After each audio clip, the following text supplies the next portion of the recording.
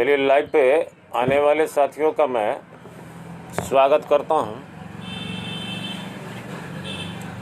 आज मैं आप लोगों को बिहार के मुख्यमंत्री माननीय नीतीश कुमार के बारे में बताना चाहूँगा। उन्होंने एक बहुत बड़ा खुलासा किया है। आप लोग जुड़ते रहें और इसे अधिक से अधिक शेयर करें। और माननीय मुख्यमंत्री जी ने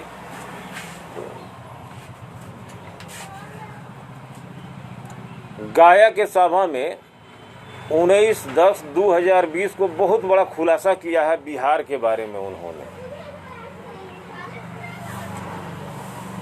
विनय कुमार जी वाचिंग,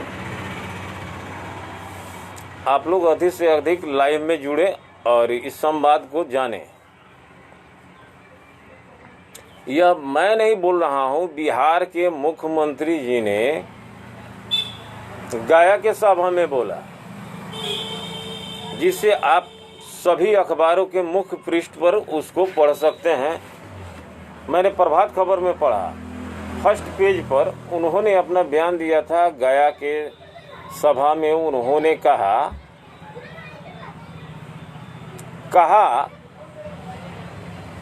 और उन्होंने तेजस्वी यादव पर प्रहार करते हुए बोला और उन्होंने यह कबूल कर लिया उस गया के सभा में कि बिहार का मुख्यमंत्री कौन होगा? तेजस्वी यादव होगा। यह घबरा गए हैं। 15 वर्ष के शासन काल में इन्होंने क्या किया उसका खुलासा किया। आप इसे जानें और 19/10/2020 के पेपर को आप पढ़ें।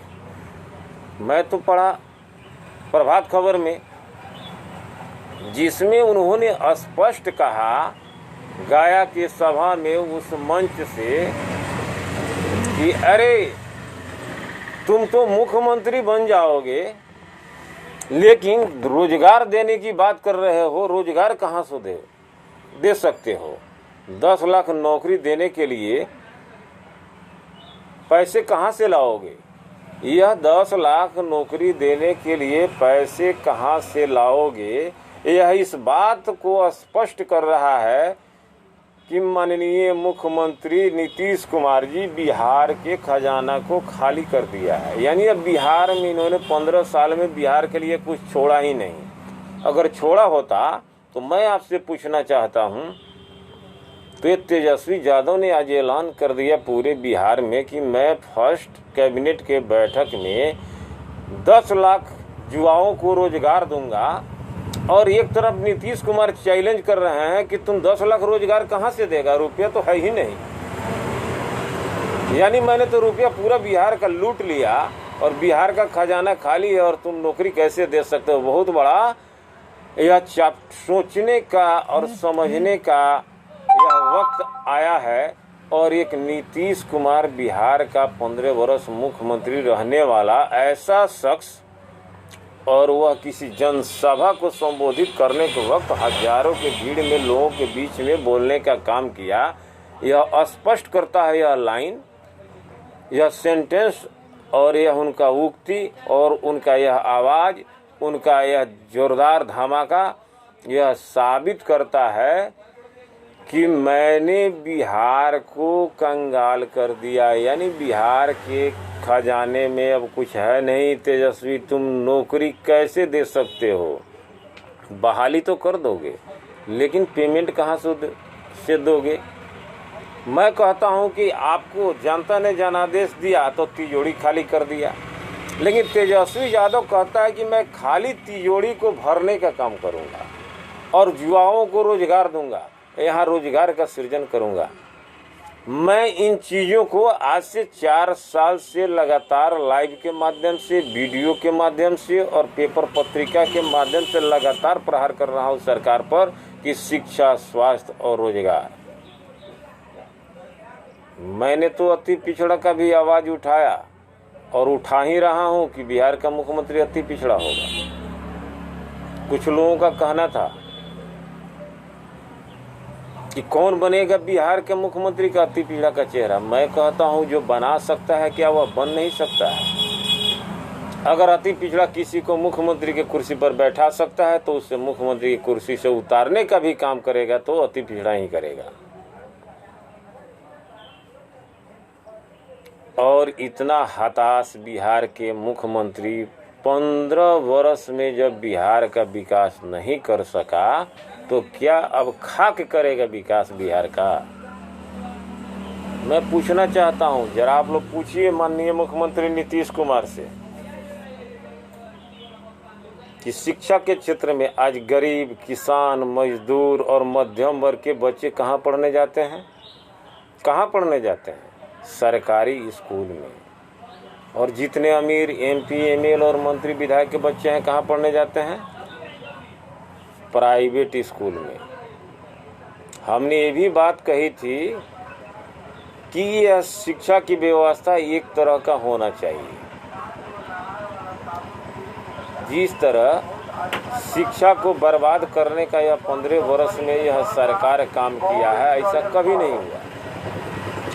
आपने सुना होगा या आपके घर में, आपके आस पड़ोस में अगर जो वृद्ध होंगे, अगर किसी का जिसका उम्र 90-100 वर्ष हो गया होगा, उन लोगों से पूछिए, या नहीं तो संविधान को पढ़िए और इतिहास के पन्ना को उलटिए और उसको देखिए कि जब हिंदुस्तान में अंग्रेज आया तो सबसे पहले अंग्रेज ने शिक्षा को बर्बाद करने का काम किया, लोगों को अशिक्षित बनाने का काम किया।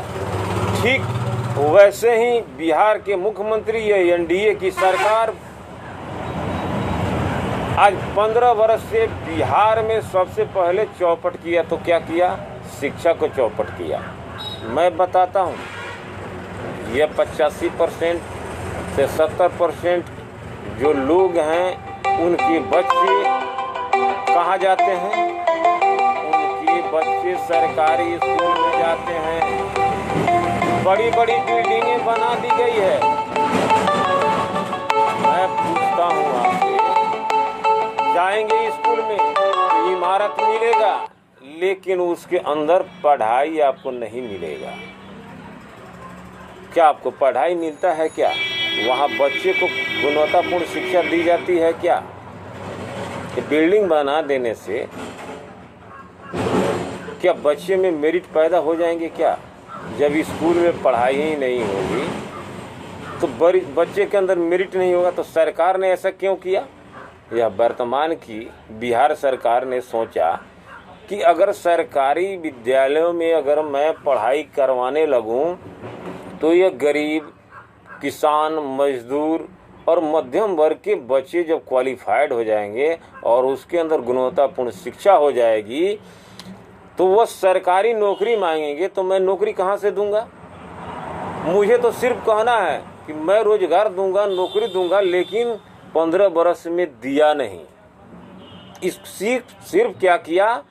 बिहार की सरकार ने, नीतीश कुमार ने सिर्फ शिक्षा का ग्राफ दिखाया, परसेंटेज दिखाया, कि साक्षरता दर दिखाया। कहा कि मेरे बिहार में साक्षरता दर इतना हो गया। अगर केरला में है, विदेश में है, तो मेरे बिहार में साक्षरता दर बहुत है। तो मैं पूछता हूं कि आपको साक्षर बनना है, आखिर मेरिट वाला बनना है कि मेधावी छात्र बनना है? आपके बच्चे मेरिटोरियस बनेंगे तब ना आपको नौकरी मिलेगी, या चाहे सरकारी नौकरी हो या प्राइवेट नौकरी हो। तो वर्तमान की सरकार ने क्या किया? नहीं, इसके अंदर मेरिट होगा और यह नौकरी मांगेगा। सिर्फ क्या करेगा? स्किल डेवलपमेंट होगा। इसके स्किल को डेवलप मैं करूँगा। बार बार सुन रहे हैं आप लोग, यह सरकार कह रही है कि स्किल डेवलपमेंट। स्किल डेवलपमेंट का मतलब जानते हैं क्या होता है? यानी दिहाड़ी मजदूर मनरेगा में काम करो, बोरा उठाने का काम करेगा, ठेला खुमचा चलाने का काम करेगा। किसी ऑफिस में क्लर्क और प्यून तक का भी नौकरी तुमको नहीं करने दूंगा। यह वर्तमान की सरकार की रणनीति बनाई और लोगों को झांसा दे दे करके और 15 वर्ष बिहार के सत्ता में काबिज रहा। लेकिन अब वो वक्त आ गया है हिसाब करने का, और यह 2020 में यह छात्र, नौजवान, मैं तुमसे पूछना चाहता हूं कि अगर इसको छात्रों की चिंता होगी, अगर इसको मेरिट की चिंता होती तो स्कूल में पढ़ाई की व्यवस्था को, पठन पाठन को दुरुस्त करता, नहीं कि किस व्यवस्था को दुरुस्त किया? बिल्डिंग बनाने की व्यवस्था को दुरुस्त किया, लोगों को झांसा देने का काम किया। मिड डे मील बनाना और टीचरों को बंटवाना और उसमें समूह बना करके यह काम करना। तो मैं आपको वहाँ ले जाना चाहता हूँ कि क्या आप चाहते हैं आपके बच्चे शिक्षित हों या मेरिटोरियस हों, कि साक्षरता दर बढ़ाना चाहते हैं? मैं बिहार की जनता से पूछना चाहता हूँ, बिहार के छात्र नौजवान से पूछना चाहता हूँ कि ऐ नौजवानों, ऐ छात्र नौजवान, क्या तुम शिक्षित बनोगे या मेधावी छात्र बनना चाहते हो या मेरिटोरियस बनना चाहते हो?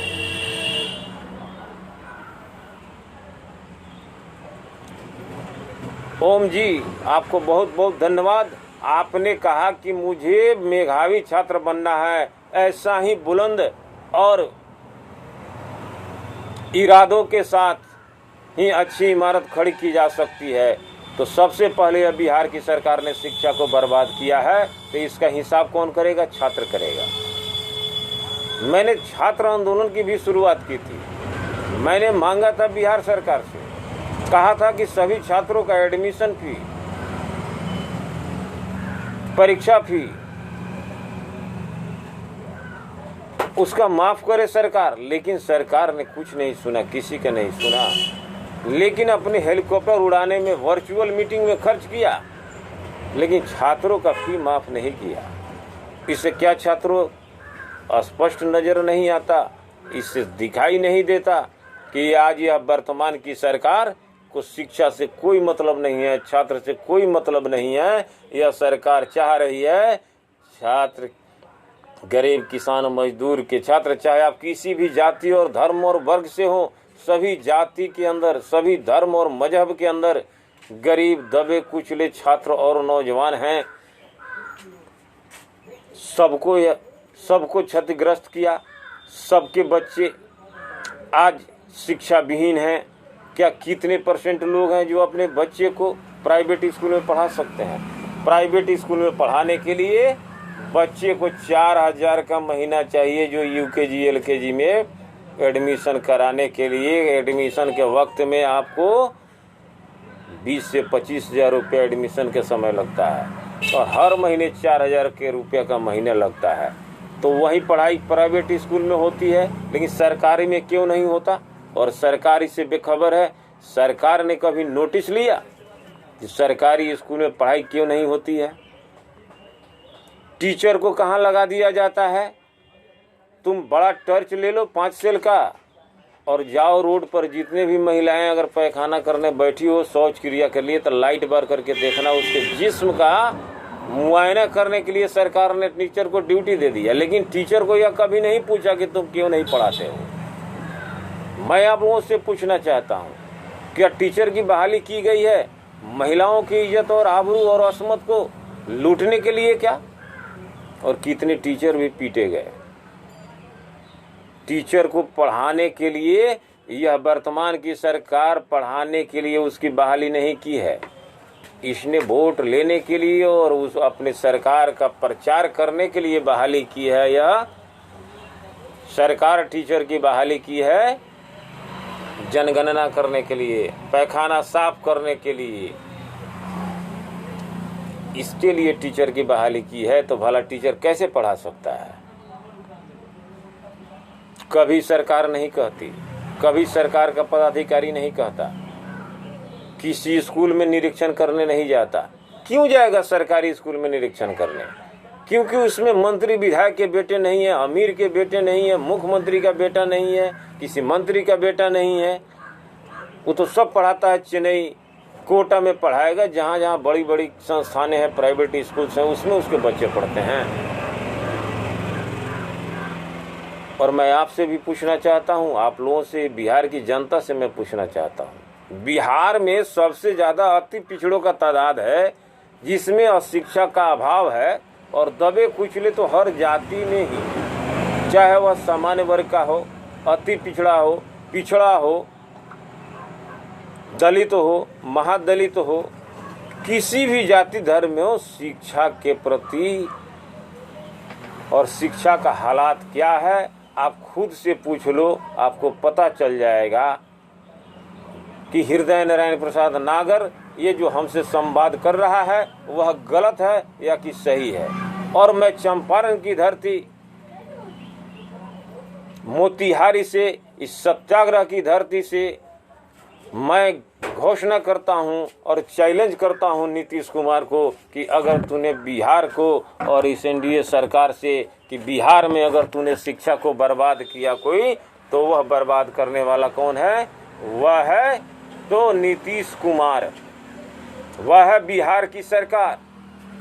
मैं खुला चुनौती देता हूं।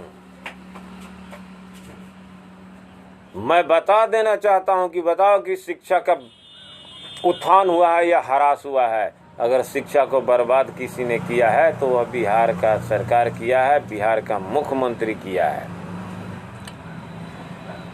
आप प्रचार करवा रहे हो। जितना भी छात्र है, जो जाहिल है, जिसको नौकरी से कोई मतलब नहीं है, सब नेतागिरी करने चला आया है कि सरकारी पार्टी में आकर के अध्यक्ष सचिव बन करके और लोगों को गुमराह करता है और गांव-गांव घूम करके कहता है कि बहुत सुधार है, बहुत सुधार है। मैं एक चीज़ और पूछना चाहता हूँ। यह सरकार कहती है कि मैंने 2 चक्का दे दिया। अरे 2 चक्का दे दिया, 2 चक्का से पढ़ाई होगी क्या? मैं उससे भी पूछना चाहता हूँ, प्रचार करने वाले से, और जिसके दिमाग में यह कीड़ा घुसा हुआ है कि रुपया दे देने से साल में, और किसी को अगर मैं पूछता हूँ आपको सोने के लिए बिस्तर दे दिया जाए और उस पर कांटा डाल दिया जाए, क्या आप सो पाओगे? आपको दिखाया जाए काजू किशमिश छोड़ा बादाम और खाने के लिए क्या दिया जाए आपको? दरिया, तो क्या आपका सेहत रहेगा? और कहा जाए कि मैंने तो काजू किशमिश और बादाम खिलाता हूँ आपको और आपको दरिया भी नहीं मिलता है।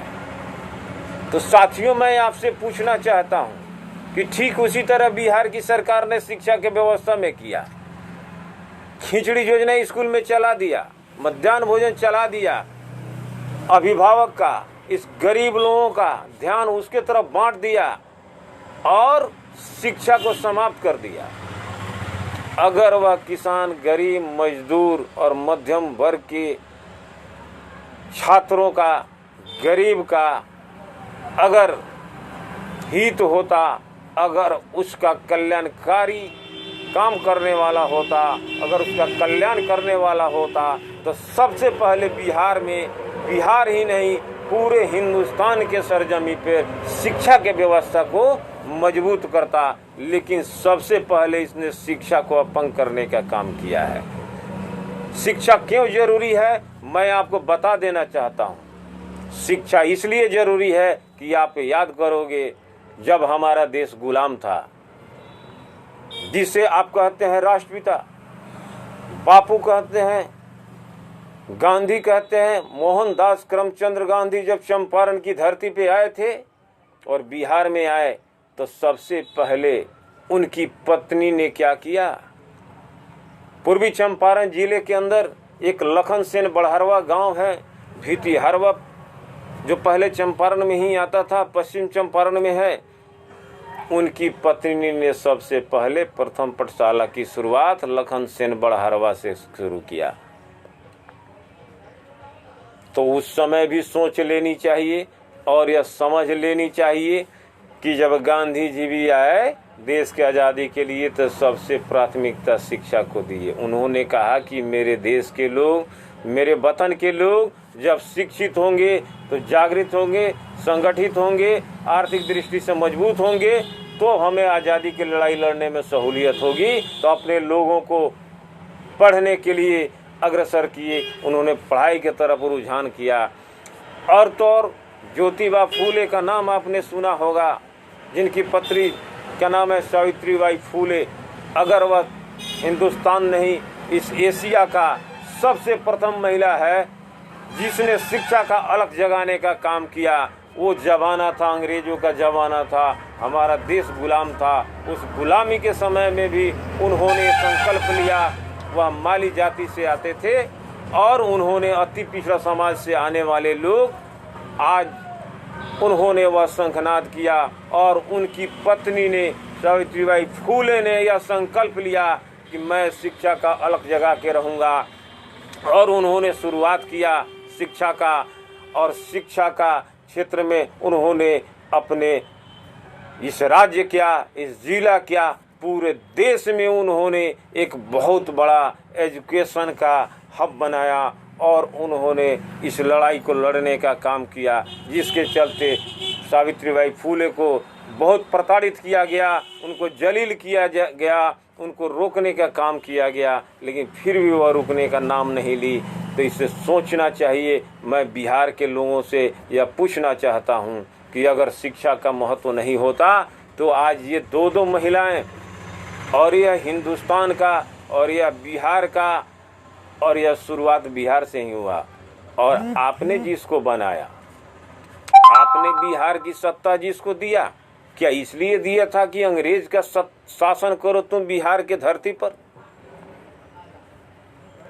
इसलिए दिया था मौका कि 15 वर्ष तुमको दिया, अब कहते हो कि और दो, और क्या दो, और क्या दो? 15 साल में तुमने क्या किया, यह जनता को हिसाब दो। शिक्षा के क्षेत्र में मैं पूछना चाहता हूँ, वे नीतीश कुमार तुम बताओ कि एजुकेशन में क्या किया, छात्रों के लिए क्या किया?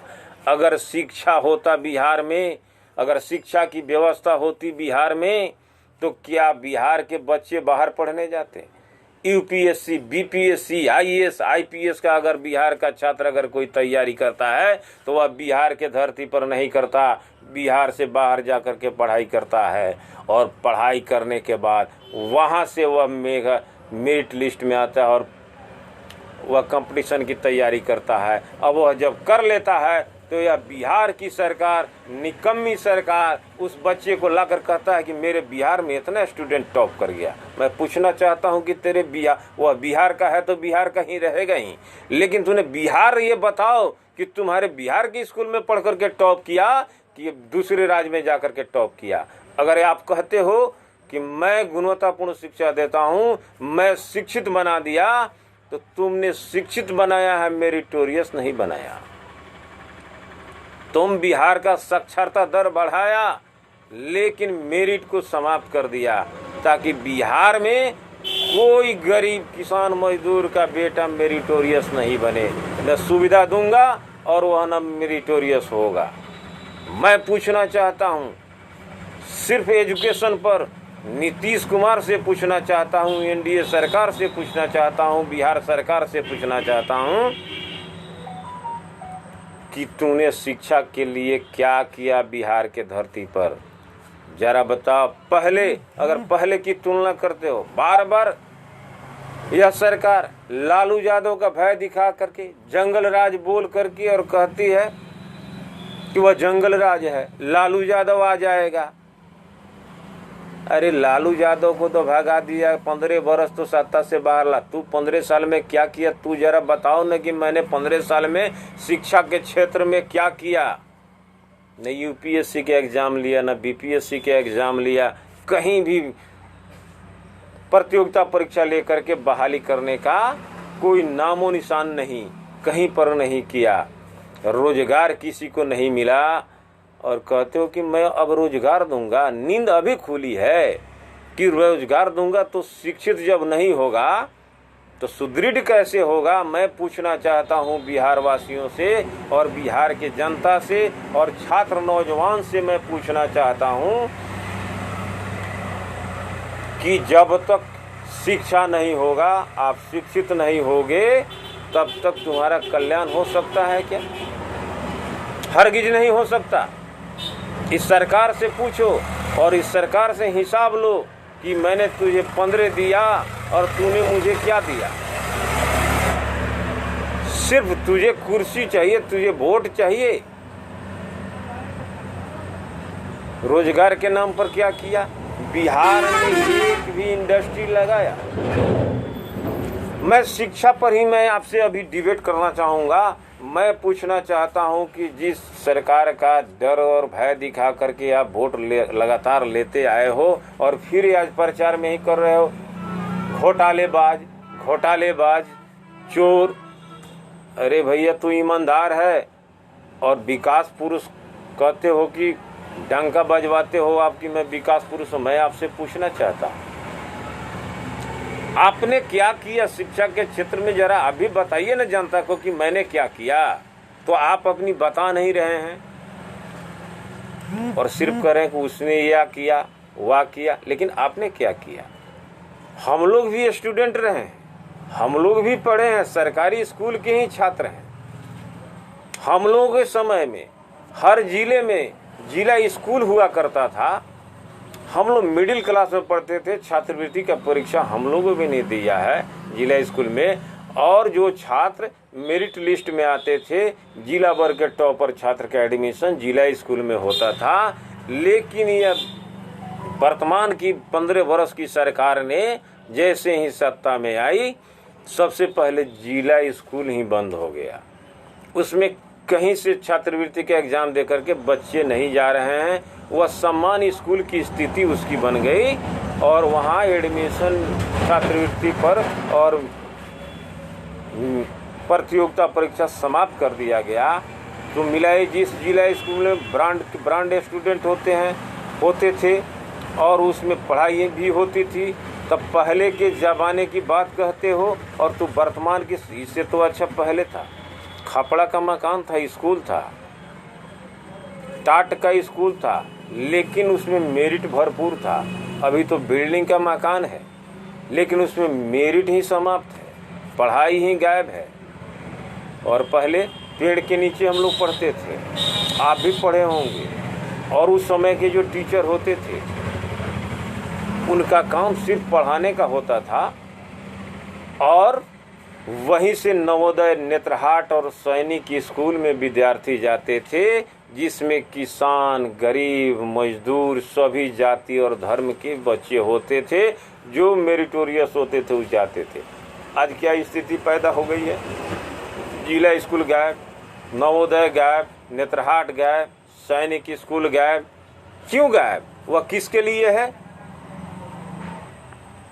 वह पूंजीपतियों के स्कूल बन गया। अब उसके बच्चे पढ़े या नहीं पढ़े उससे मतलब नहीं है, उसी का एडमिशन होगा। उसमें नाम है एग्जाम का, लेकिन उसमें गरीब के बच्चे, किसान के बच्चे, मजदूर के बच्चे का एडमिशन नहीं होता है।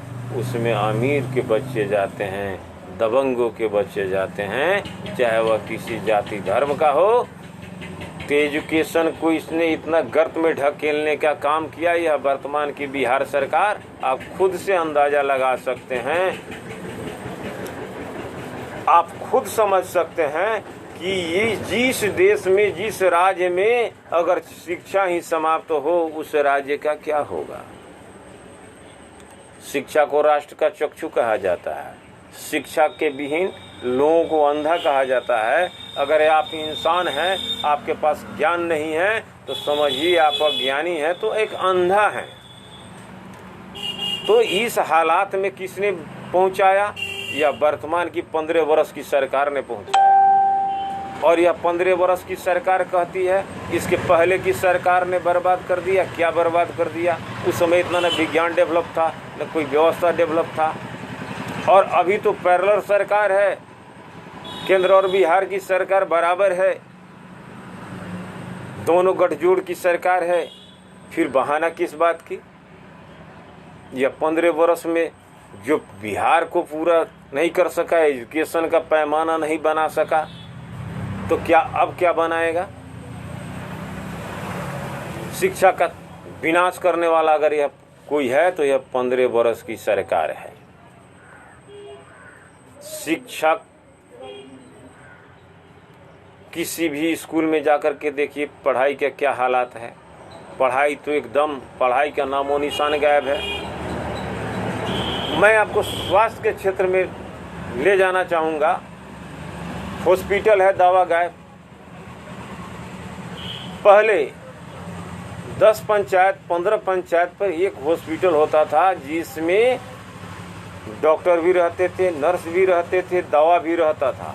और जिस राज्य का ये भय दिखाना चाहते हैं, जिस परिस्थिति का भय दिखा करके तो 15 बरस की सरकार ये रही, और यह 15 बरस की सरकार चाह रही है कि फिर मैं वही भय और वही लोगों को गुमराह करके और लोगों के अंदर वो भ्रांति पैदा करके और फिर मैं सत्ता में चला हूँ। तो क्या यह तो बिहार की जनता को अब तय करना है। आज हॉस्पिटल में आप जाते हैं, संयोग से आप दिखावे ले, क्या आपको दवा मिलता है क्या? सरकारी हॉस्पिटल में कौन लोग जाते हैं इलाज कराने? मैं आपसे पूछना चाहता हूँ, चाहे आप किसी भी जाति और धर्म के हो, उससे मुझे मतलब नहीं, मैं आपसे जानना चाहता हूँ, आप अपने आप से खुद पूछ लो कि सरकारी स्कूल में कौन लोग जाते हैं इलाज कराने और किसका इलाज कैसे होता है और क्या हालात है। जब आप सरकारी स्कूल में इस हॉस्पिटल में जाएंगे तो वहाँ अगर आपको डॉक्टर देख ही लिया लेकिन आपको दवा नहीं मिलेगा। इसमें डॉक्टर की कमी नहीं है, सरकार की व्यवस्था की कमी है। सरकार ने वहाँ दवा रखने का काम नहीं किया, वहाँ कोई टेक्नोलॉजी नहीं है। डॉक्टर की क्या गलती है? अगर डॉक्टर को सुविधा मिले तो डॉक्टर क्यों नहीं इलाज करेगा? डॉक्टर अगर वहाँ बैठा हुआ है, मरीज जाता है, तो क्या डॉक्टर कौन चीज़ से इलाज करेगा? मैं पूछना चाहता हूँ और जानना चाहता हूँ। अगर कोई डॉक्टर अगर बोल दे तो उसको सरकार सस्पेंड कर देती है, उसको नौकरी से डिसमिस कर देती है। यह रवैया है सरकार की। तो सरकारी हॉस्पिटल में कौन लोग जाते हैं? सरकारी हॉस्पिटल में वही लोग जाते हैं, गरीब, किसान, मजदूर और मध्यम वर्ग के लोग जाते हैं प्राइवेट संस्था सरकारी हॉस्पिटल में इलाज कराने। तो वहाँ इलाज क्या होगा? वहाँ जहाँ दवा ही नहीं है। और इस राज्य में कुछ सरकारी हॉस्पिटल भी हैं, तो वहाँ जाइएगा तो उन गरीबों को वहाँ जगह नहीं मिलता, नंबर ही नहीं मिलता। अगर संयोग से मिल भी गया तो उसके लिए कोई व्यवस्था नहीं है।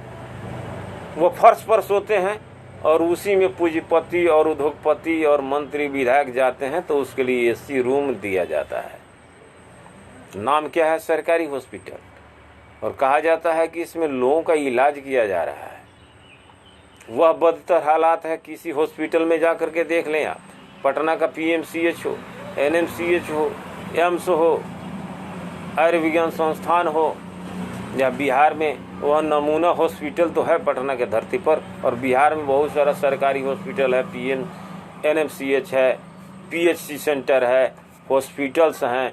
किस हॉस्पिटल का क्या हालात है आप खुद जान लो, आप खुद जानते हो, मुझे कहने की बात नहीं है। और आप जा कर के हॉस्पिटल का मुआयना कर सकते हो, हॉस्पिटल का निरीक्षण कर सकते हो। अगर टीकाकरण वैक्सीकरण की बात हो तो उसमें एक्सपायर्ड मेडिसिन मिलते हैं, वह किसी काम का नहीं है। पोलियो का दवा अगर पिलाया जाता है, एक बार बक्सा से निकला, धूप लगा उस दवा खरा। बहुत सारा वैक्सीन है जो जिसको टेम्परेचर चाहिए कितने टेम्परेचर पर रहेगा, लेकिन क्या वह टीकाकरण भी होता है? समझिए कि एक्सपायर मेडिसिन ही आपके जिस्म के अंदर, आपके बच्चे के जिस्म के अंदर जा रहे हैं। तो सरकार उसकी क्या व्यवस्था की? उसका 1 नंबर का माल जो होता है अमीरों के घर में वैक्सीनेशन के लिए होता है, और गरीब और मजदूर और मध्यम वर्ग को वह नसीब नहीं होता। क्या प्राइवेट में वैक्सीनेशन कराने जाते हो मजबूरन? पोलियो मारता है, लोग पैरालाइज करते हैं। आपने तो समझा होगा कि मुझे तो वैक्सीन मिल गया, लेकिन वह वैक्सीन तो मिला आपको, लेकिन वो ओरिजिनल था कि डुप्लीकेट था, इसकी कोई गारंटी नहीं है। सरकार या सरकारी व्यवस्था, सरकारी हॉस्पिटल की स्थिति इतनी चौपट कर दी। अगर डॉक्टर नहीं इलाज करता है तो वो किसकी कमी है? 15 वर्ष की सरकार की कमी है, किसी दूसरे की कमी नहीं है। या 15 वर्ष की सरकार या जनता को बताए और अपने कामों को बताए कि मैंने स्वास्थ्य के लिए क्या किया। आयुष्मान भारत कार्ड मिला है आपको, हेल्थ कार्ड, उस पर कहीं आपका इलाज नहीं हो सकता है। आज कोरोना में क्या हालात था? या किसान, गरीब और के मरीज जितने हैं ये लोग जाते थे तो उसके लिए कोई जगह नहीं है। अमीरों के लिए एसी रूम बुक किया जाता था, चाहे होटल में रहे चाहे हॉस्पिटल में रहे, लेकिन उसको एसी का व्यवस्था है। और गरीब लोगों के लिए, लाचार लोगों के लिए कोई व्यवस्था नहीं है। तो एक ही राज्य और दो तरह का व्यवस्था। और वो घूम करके कहते हैं कि बहुत हॉस्पिटल की बड़ी व्यवस्था है, बड़ी सुविधाएं हैं। अगर व्यवस्था होता हॉस्पिटल में, सरकारी हॉस्पिटल में, तो ये लोग प्राइवेट में क्यों जाते? जबकि मेरिट पर जाते हैं। डॉक्टर की कहीं से कोई गलती नहीं है, किसी डॉक्टर की गलती नहीं है। आज कोरोना महामारी में डॉक्टर को बोलने नहीं दिया जा रहा था, डॉक्टर की बहाली नहीं की जा रही है। नर्स, डॉक्टर, कंपाउंडर की अपार कमी है, लेकिन फिर भी हॉस्पिटलों में डॉक्टर की बहाली नहीं की जा रही है। चाहे वह BAMS डॉक्टर हो, GAMS डॉक्टर हो, MBBS डॉक्टर हो, होम्योपैथ का डॉक्टर हो, चाहे जिस चीज़ का डॉक्टर हो, उसको सरकार ने सील कर रखा है। क्या डॉक्टर की जगह पर क्या काम करने वाला मजदूर काम करेगा? करेगा क्या? नहीं करेगा। जब करेगा तो डॉक्टर करेगा। आज डिग्री लेकर के इतने BAMS डॉक्टर हैं, आयुर्वेद के डॉक्टर हैं, MBBS डॉक्टर हैं, ये सब बैठे हुए हैं जिनकी बहाली होनी चाहिए। इस कोरोना काल में, इस महामारी में डॉक्टर की जितनी कमी है, अन्य दिनों भी कमी होती आ रही, और न दवा है न डॉक्टर है। और एक डॉक्टर एक हॉस्पिटल को जिसमें 100 डॉक्टर का जरूरत है, वहाँ एक डॉक्टर क्या करेगा? और वो एक डॉक्टर भी है तो उसके लिए वहाँ कोई व्यवस्था नहीं है। न जांच की व्यवस्था है, न दवा की व्यवस्था है, न बेड का व्यवस्था है, न वेंटिलेटर की व्यवस्था है, कोई सुविधा नहीं है। और सरकार लगातार डॉक्टर पर चार्ज लगाती है और यह पब्लिक को गुमराह करती है। यह 15 वर्ष की सरकार का यह कारनामा है। मैं रोजगार के क्षेत्र में आपको ले जाना चाहता हूँ। जिसको आप कहते हो जंगल राज, जिसको कहते हो कुशासन की सरकार, मैं आप सुशासन की सरकार या 15 वर्ष के सरकार से पूछना चाहता हूं। जिस सरकार का भय दिखाना चाहते हो, जिसका भय दिखा करके तुम वोट लेने चाह रही है 15 वर्ष की सरकार, मैं उससे कहना चाहता हूं और उससे जानना चाहता हूं, उससे पूछना चाहता हूं, बिहार की जनता से भी पूछना चाहता हूं। पहले बिहार में 2000 फैक्ट्रियां थी, जब 15 वर्ष पहले, या 15 वर्ष की सरकार ने इन सारी फैक्ट्रियों को क्यों बंद कर दिया? वह पूर्व की सरकार निकम्मी सरकार ही थी, तो ये फैक्ट्री कैसे चल रही थी? चाहे वह चर फैक्ट्री हो, स्टील प्लांट हो, सीमेंट की फैक्ट्री हो, चीनी की फैक्ट्री हो, चाय की फैक्ट्री हो, खिलौना बनाने की फैक्ट्री हो, कपड़ा बनाने की फैक्ट्री हो, जितनी भी फैक्ट्रियां चल रही थी, आखिर ये 15 वर्ष की सरकार ने क्यों बंद कर दिया? ये आयुर्वेद कॉलेज, मेडिकल कॉलेज हो, IIT की कॉलेज हो, पॉलिटेक्निक कॉलेज हो, ये भी एक तरह का इंडस्ट्रीज ही है। और इसको बंद करने का काम किया 15 वर्ष की सरकार ने बंद किया इसको, नहीं कि 15 वर्ष की पूर्व की सरकार ने बंद किया। और मैं आप लोगों से ये भी बता देना चाहता हूं कि जिस भ्रम में आप जातवाद के चंगुल में फंसे हुए हैं, सभी जाति और धर्म में गरीब हैं, मजदूर हैं, किसान हैं और मध्यम वर्ग के लोग हैं। मैं आप सबों से पूछना चाहता हूं, क्या बिहार में रोजगार चाहिए या नहीं चाहिए? बिहार में रोजगार अगर होता तो क्या आप बाहर काम करने के लिए जाते? बिहार में फैक्ट्रियां होती, 15 वर्ष की सरकार ने 15 वर्ष में अगर एक भी फैक्ट्री लगाने का काम किया हो, तो मैं आपसे पूछना चाहता हूं कि जरा आप बताएं कि किस जिले के अंदर फैक्ट्री लगाई गई है। लेकिन आपसे मैं ये भी पूछ रहा हूं कि बताइए कि किस जिले के अंदर वह फैक्ट्रियां बंद कर दी, तो बंद करने का लिस्ट आपके पास होगा, लेकिन फैक्ट्री खोलने का लिस्ट नहीं होगा। चाहे लघु उद्योग हो, कुटीर उद्योग हो या बड़ा उद्योग हो, किसी भी तरह का उद्योग धंधा लगाने का काम नहीं किया। जब तक उद्योग नहीं होगा, रोजगार का सृजन नहीं होगा, तब तक आपकी आर्थिक स्थिति मजबूत नहीं होगी, आप मजबूत नहीं होंगे, आपका पलायन नहीं रुकेगा, आप भागते ही रहेंगे। और जब आप बाहर जाते हैं तो यह 15 वर्ष की सरकार कहती है कि लोग शौक से जाते हैं।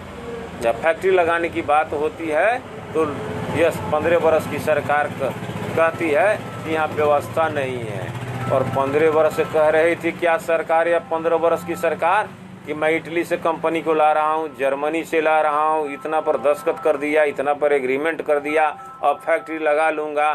तो यह केंद्र की सरकार नहीं लगाने दे रही है, तो बिहार में ज़मीन नहीं मिल रहा है।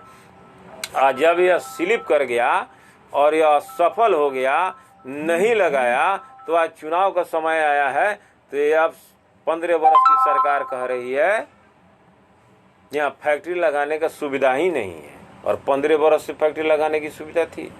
और मैं पूछता हूँ कि 15 बरस पहले आपने कहा वो फैक्ट्री कहाँ से चल रही थी, उसके लिए कहाँ समंदर था बिहार में, या वह समंदर भर गया क्या, समंदर को भर दिया क्या?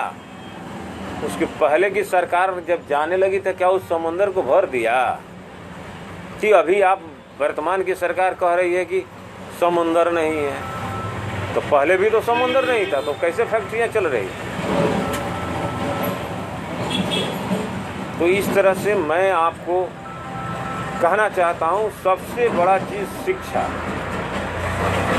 मैं शिक्षा के संबंध में आपसे पूछना चाहता हूँ और आपसे जानकारी लेना चाहता हूँ। आप लोगों को यह स्पष्ट कर देना चाह रहा हूँ कि बिहार परिवर्तन मांग रहा है। जब तक परिवर्तन नहीं होगा तब तक बिहार का कल्याण नहीं हो सकता है। तो मैं बिहार के जनता से और बिहार के वासियों से मैं कहना चाहूँगा कि शिक्षा, स्वास्थ्य और रोजगार तीनों को किसने बर्बाद किया? तो यह 15 बरस की सरकार। शिक्षा, स्वास्थ्य और रोजगार किसने बर्बाद किया? तो 15 बरस की सरकार। किसकी सरकार? एनडीए की सरकार। किसकी सरकार? नीतीश की सरकार। किसकी सरकार? 15 बरस की सरकार। शिक्षा, स्वास्थ्य, रोजगार तीनों को किसने किया बर्बाद? तो 15 बरस की सरकार। साथियों या बिहार वासियों, छात्र, नौजवान, मैं आपसे कहना चाहता हूं कि अगर रोजगार चाहिए, अगर सही शिक्षा चाहिए, अगर चाहते हो कि यहाँ हम दूसरे प्रदेशों में पढ़ने नहीं जाए, तो परिवर्तन करना होगा, परिवर्तन करना होगा। शिक्षा, स्वास्थ्य और रोजगार चाहिए तो परिवर्तन करना होगा। और ये जो झांसे में नहीं आना होगा। अगर जात पात की भी उत्पत्ति अगर बिहार में किसी ने की तो उसको उत्पत्ति करने वाला नीतीश कुमार है। जो पहला कुर्मी का मीटिंग उन्होंने गांधी मैदान पटना में करने का काम किया तो वह नीतीश कुमार ने किया।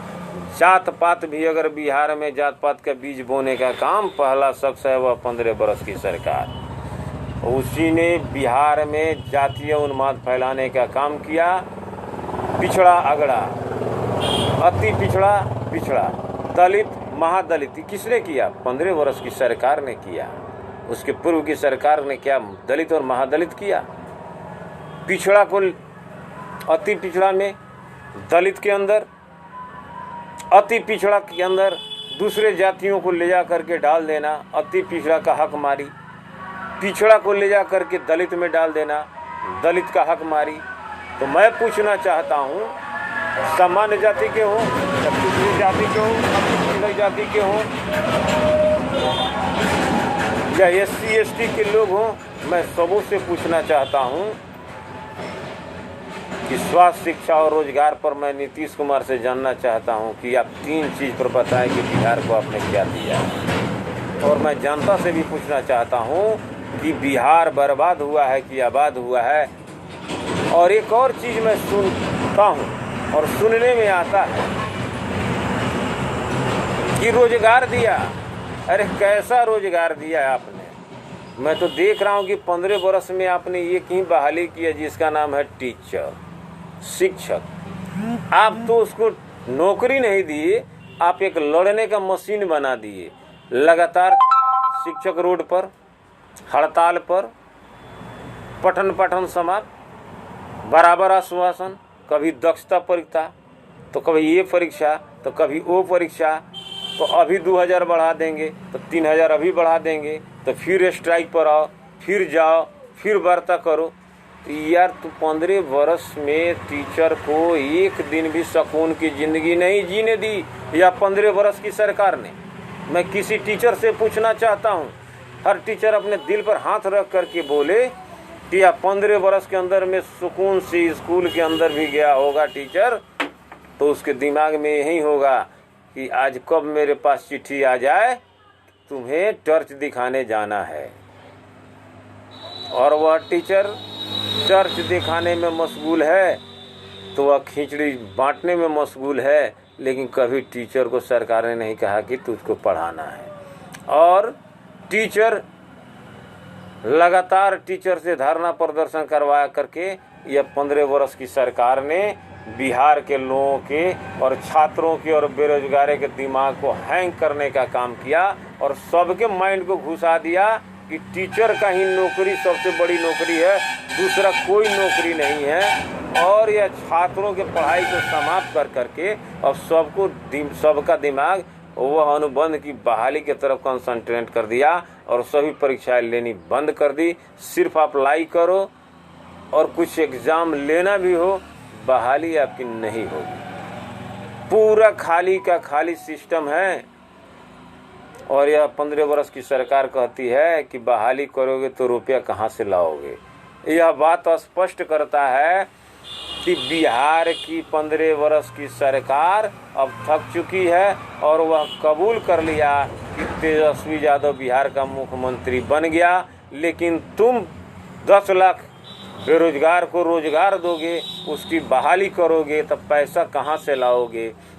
यह शब्द स्पष्ट कर रहा है कि यह बिहार की 15 वर्ष की सरकार बिहार को खाली कर दिया। बिहार में अब कुछ नहीं बचा हुआ है।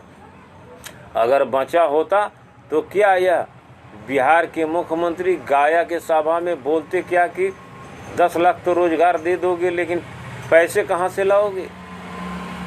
और यह बात ये भी स्पष्ट कर रहा है कि जो कह रहा है कि लड़ाई में हूँ, इससे तो स्पष्ट हो गया कि वह बिहार का जो मुख्यमंत्री का दावेदार है, खुद का वह तेजस्वी यादव को मुख्यमंत्री मान लिया, वह हार मान लिया, वह कबूल कर लिया कि बिहार की आवाम ने तेजस्वी को मुख्यमंत्री मान लिया। और मैं नहीं बोल रहा हूँ, यह गया की सभा में माननीय मुख्यमंत्री नीतीश कुमार ने बोला अपने जबान से, सभी पेपर में मीडिया चैनल में आया। 19 तारीख का पेपर आप देखें, उसमें आप स्पष्ट हो जाएगा। जब मैं नहीं बोल रहा, मैं भी तो जनता दल यूनाइटेड का प्रदेश सचिव हूँ, 17 वर्षों से इस पार्टी के अंदर था। आज टिकट की भी बारी आई और ये भी सुनता था कि अति पिछड़ा का सरकार होगा। और यह 15 वर्ष की सरकार नीतीश कुमार ने ये भी कहा था कि 50% टिकट अति पिछड़ा को मैं दूंगा। और ये भी कहा था कि बिहार विधानसभा में संवैधानिक आरक्षण भी लागू कराऊंगा और सेंट्रल को मैं प्रस्ताव भेज दिया हूँ, प्रस्ताव पारित होकर के आएगा। और यह 15 साल में बीत गया और यह 15 वर्ष की सरकार ने वह कहाँ है चिट्ठी। अगर केंद्र को भेजा था तो यार केंद्र और बिहार की सरकार आज संयुक्त चुनाव लड़ रही है, अति पीड़ा को विधानसभा में रिजर्वेशन क्यों नहीं दिया। सिर्फ या गुमराह करके वोट लेने का काम किया। आज फिर वक्त आया और अति पिछड़ा से यही बात कहा जा रहा है, न 50% अति पिछड़ा को टिकट मिला और न अति पिछड़ा को बिहार विधानसभा के सीट में उसको आरक्षण ही मिला, नहीं मिला। और यह अति पिछड़ा के लिए भी चुनौती का समय आया है और अति पिछड़ा भी अब यह निर्णय लेने को तैयार है कि तूने अगर मेरा आरक्षण नहीं दिया, मेरा आरक्षण छीनने का काम किया, तो 2020 में भी हम सबक सिखाएंगे। जब हमने मांग किया, अति पिछड़ों की लड़ाई लड़ने का काम किया, संवैधानिक तौर पर हमने आवाज उठाया था, नीतीश कुमार से भी हमने कहा था कि अति पिछड़ा को बिहार विधानसभा में के सीट में आरक्षण चाहिए।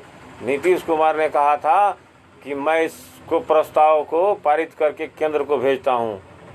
और मैं पूछना चाहता हूं यह 15 वर्ष की सरकार से, अगर आपने भेजा तो इसका मतलब है केंद्र ने नहीं किया, तो गुनाहगार तो केंद्र और बिहार की सरकार दोनों गुनाहगार है। अति पिछड़ा का गुनाहगार यह नीतीश कुमार है।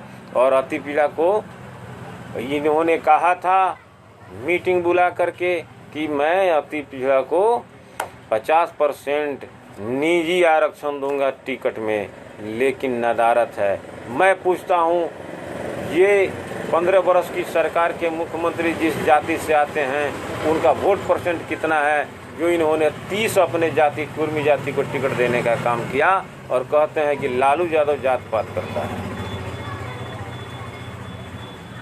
हमने जब पूछा, हमने जब सवाल खड़ा किया अति पीड़ा का, तो ये सरकारी पार्टी और 15 वर्ष की सरकार ने, नीतीश कुमार ने कहने का काम किया कि वह विधानसभा और एमएलसी और राज्यसभा बनने के लिए बगावत कर रहा है। मैं कहता हूं कि मुझे कोई एमएलसी और विधानसभा और राज्यसभा की बात मेरी नहीं है। मैं ये 60% के हक की लड़ाई लड़ने का काम किया। अगर हमने छात्र आंदोलन की शुरुआत की और छात्रों की लड़ाई लड़ने का काम किया, बेरोजगारों के रोजगार की लड़ाई लड़ने का काम किया, तो क्या मैं टिकट के लिए कर रहा हूँ? मैं जानता हूँ, इस बात को अच्छी तरह जानता हूँ, जिस रोज हमको टिकट लेना होगा, मेरे पॉकेट में माल होगा तो टिकट मेरे हाथ में होगा। नीतीश कुमार जी को मैं बता देना चाहता हूँ, अरे अति पिछड़ा को आपने धोखा दिया। 2020 बताएगा कि अति पिछड़ा के साथ जो धोखा करता है, अति पिछड़ा उसके साथ क्या करेगा। अभी केंद्र में आप ही की सरकार, बिहार में आप ही की सरकार, क्या मैंने अति पिछड़ों के लिए आरक्षण की मांग की? क्या बुरा किया? मैंने तो 2010 में भी कर्पूरी ठाकुर जयंती समारोह कृष्ण मेमोरियल पटना में मनाया था। वहाँ पर पूरे अति पीड़ा को बुलाया था और वहाँ भी मैंने सरकार से मांग की थी कि बिहार में कर्पूरी फार्मूला को लागू किया जाए। और यह 15 वर्ष की सरकार नीतीश कुमार ने क्यों नहीं लागू किया? और कर्पूरी ठाकुर को के मूर्ति का पूजा करते हैं और कहते हैं मैं जननायक का शिशु, लोहिया का शिशु हूँ और जयप्रकाश का शिशु हूँ। मूर्ति का पूजा करते हो और नाम बेच करके सत्ता में 15 वर्ष से बैठे हो, और इसका नाम लेना अब अति पिछड़ों के मसीहा का बंद करना चाहिए। या कर्पूरी को कब तक बेचते रहोगे? अगर कर्पूरी का बेचने का काम किया और सत्ता में काबिज होने का काम किया, लेकिन अति पिछड़ा को कुछ नहीं दिया। अति पिछड़ा ही नहीं, मैं सामान्य जाति से भी पूछना चाहता हूँ, पिछड़ा से भी पूछना चाहता हूँ, क्या मेरी लड़ाई मैं बिहार के आवाम से पूछना चाहता हूँ, क्या जिसकी आबादी, जिसका वोट परसेंटेज है, क्या उसको हक नहीं मिलना चाहिए, संवैधानिक हक? और अति पिछड़ा में इन्होंने क्या किया?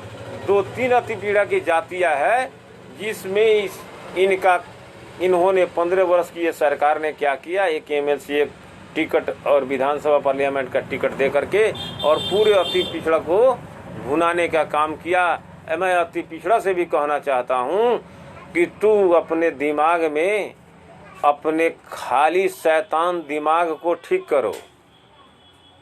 अति पीड़ा की 124 जाति है, 3 जाति में बांट करके और तुम पूरे अति पीड़ा को तहस। नीतीश कुमार ने तो ये भी कहा था कि जितनी अति पिछड़ी की वंचित जातियां हैं, 15 वर्ष के अंदर में मैं, जब तक मैं सत्ता में रहूंगा, सबको मैं राजनीतिक हक और हुकूक दूंगा। लेकिन क्या हुआ? 4 जाति को अति पीड़ा में छोड़कर किसी को टिकट देने का भी काम किया है क्या नीतीश कुमार ने?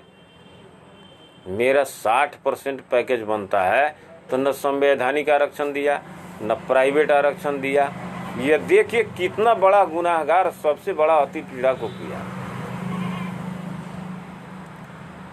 समान जाति से मैं पूछता हूँ, समान जाति के लोग क्या सभी अमीरे हैं क्या?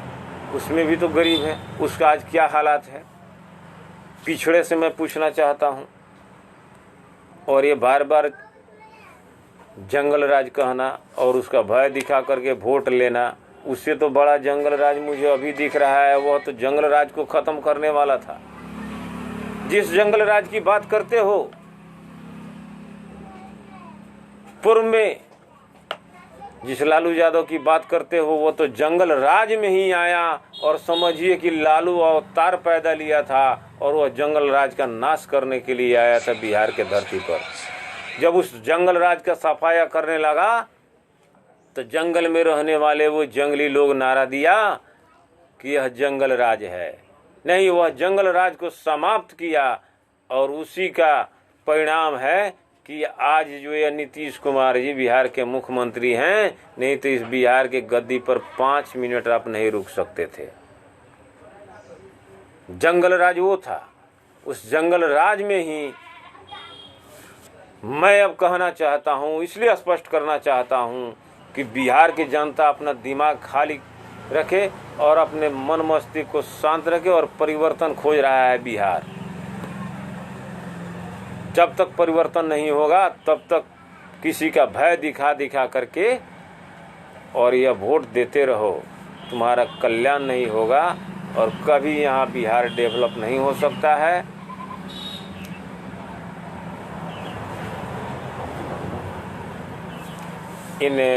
इस लाइव को आप लोग देखें और शेयर करते रहें।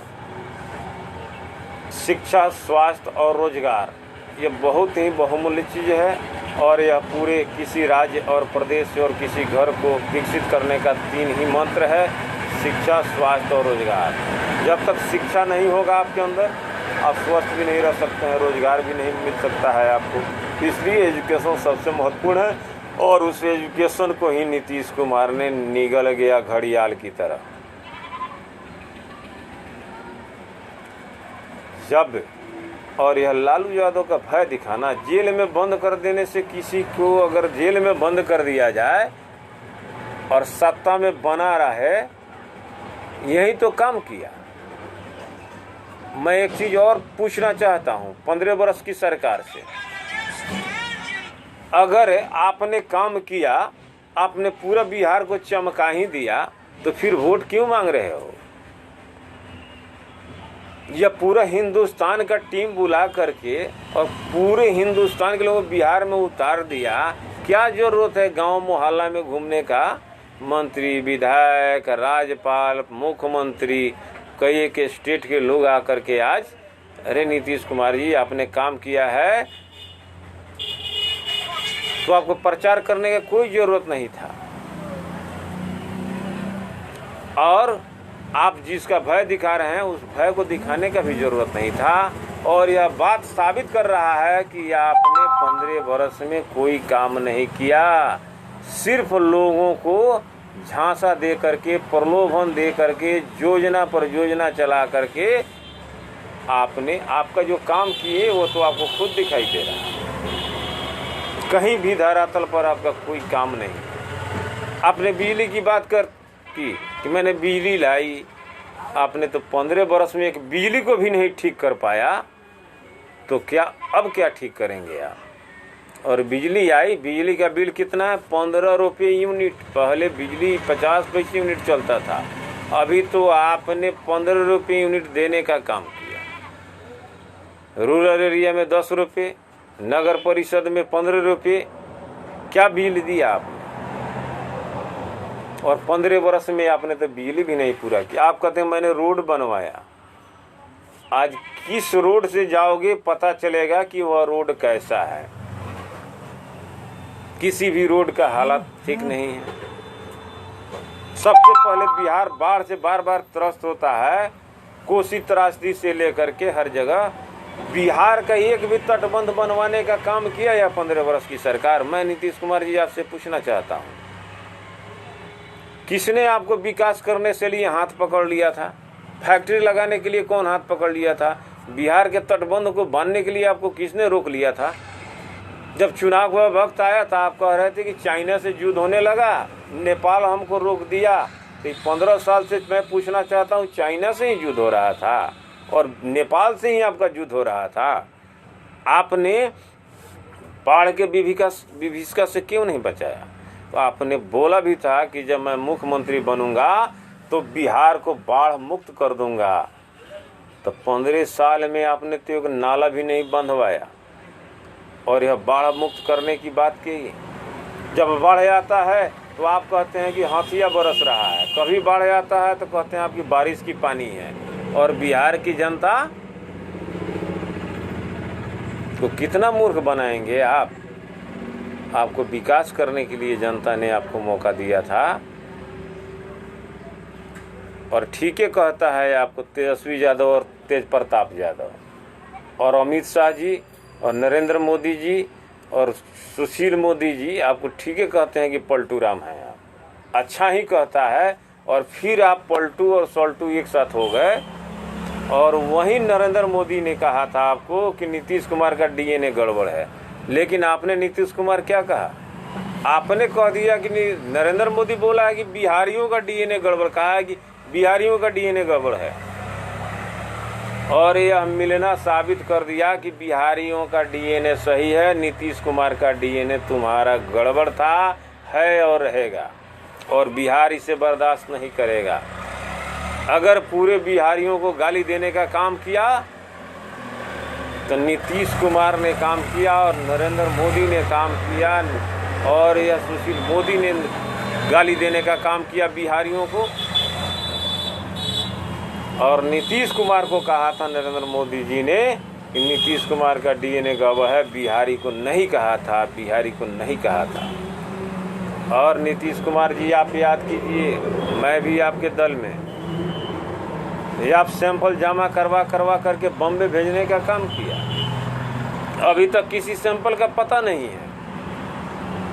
और जिसने कहा कि डीएनए गड़बड़ है, तो मुझे तो अब लगता है कि दोनों का डीएनए गड़बड़ है, और पूरे बिहारी और पूरे हिंदुस्तान के लोगों का डीएनए सही। यह बात साबित करता है कि किसी बिहारी का डीएनए गड़बड़ नहीं है, यह गड़बड़ दोनों का डीएनए गड़बड़ है। और यह बिहार की जनता अब जवाब देगी कि जिसका डीएनए गड़बड़ है उसके साथ रहेगा, कि जिसका डीएनए सही है उसके साथ रहेगा। अब तो पता ही चल गया, स्पष्ट हो गया कि किसका डीएनए गड़बड़ है। और मैं भी अब कह सकता हूँ, और यह पूरे बिहार की जनता कह रही है कि नीतीश कुमार का डीएनए गड़बड़ है, और वह पलटू राम है तो है। लालू यादव का भय दिखा करके कितना दिन तक वोट लेते रहोगे? अरे रोजगार लगाया होता, अगर बिहार का विकास किया होता तो किसी का नाम लेने का ज़रूरत नहीं होता, इतना हेलीकॉप्टर उड़ाने का ज़रूरत नहीं होता, इतना मीटिंग करने का ज़रूरत नहीं होता। छात्रों का फी माफ़ नहीं किया, छात्र भी तुझको माफ़ नहीं करेगा। अगर छात्रों का कल्याण नहीं तो यह 15 वर्ष का भी कल्याण नहीं, या किसान का कल्याण नहीं तो सरकार का कल्याण नहीं, बेरोजगार को रोजगार नहीं तो यह सरकार नहीं। तो ये बिहार को अगर किसी ने बर्बाद किया तो यह 15 वर्ष की सरकार ने किया बर्बाद। इतना बिहार का बर्बादी किसी के शासनकाल में नहीं हुआ, जो यह 15 वर्ष के अंदर बिहार की सरकार ने बिहार को बर्बाद करने का काम किया। मैं पूछना चाहता हूं बिहार के सरकार से, 15 वर्ष की सरकार से, नीतीश कुमार से पूछना चाहता हूं, बिहार को अभी भी वक्त है चुनावी सभा में बोलने का। बिहार को आपने 15 वर्ष में क्या दिया, कितना रोजगार दिया, कौन सी बहाली कराई, कितनी फैक्ट्रियां लगाई, उसका बायोडाटा बिहार मांगता है। बिहार में कितना स्कूल और कितना कॉलेज और बिहार में पढ़ाई क्यों नहीं होता है, उसका जवाब दो नीतीश कुमार। बिहार के छात्र पूछ रहे हैं सवाल कि अरे बिहार के मुख्यमंत्री, स्कूल का पढ़ाई गायब क्यों हो गया, कब होगा स्कूल में पढ़ाई, छात्रों का फीस क्यों नहीं माफ़ किया। दोस्तों आप लाइव पर जुड़े रहें, क्योंकि यह लाइव जो है यह इसको कहा जाए बूस्टर डोज है। और अगर आप स्वतंत्र हैं, किसी पॉलिटिकल पार्टी या किसी या डीएनए खराब हुआ डीएनए वाली पार्टी से अगर आप जुड़े होंगे तो अच्छा तो नहीं ही लगेगा। लेकिन मुझे किसी पार्टी से मतलब नहीं, बिहार की जो समस्या है, बिहार का जो स्थिति है, आज बिहार परिवर्तन मांग रही है, और यह जब तक परिवर्तन नहीं होगा तब तक यह बिहार में कुछ होने वाला नहीं है। तो दोस्तों मैं अब आप लोगों से विदा चाहता हूँ, धन्यवाद।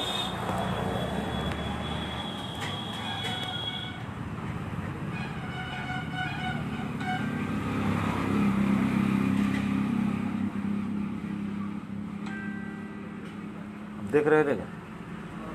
देख रहे थे लाइव में तो कथी कर रहा है, हम बोल रहे हैं तब उस देखना चाहिए ना, शेयर करना चाहिए।